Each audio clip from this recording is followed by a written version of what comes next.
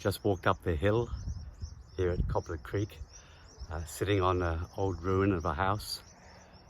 The thought, wisdom from above.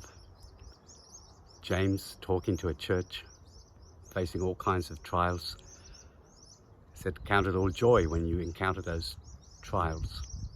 I find that easy to do after the trial, but not in the midst.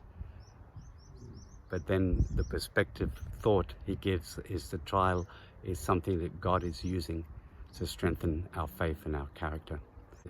If you lack wisdom, ask God. Then he describes who God is. God is gracious. God is generous. God is great.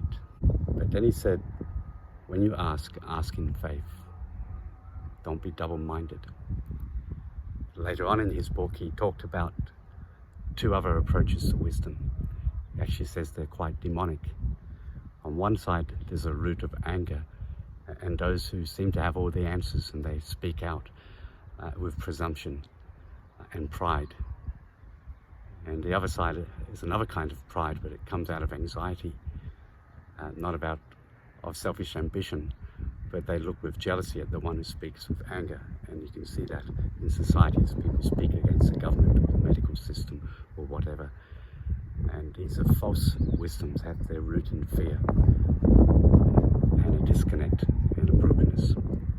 But a true wisdom that comes from above is pure and it's simple. And it requires humility, but it requires confidence that God is able to do it, and a trust that in the trial he's doing something great. He's molding us into what he wants us to be for his purpose.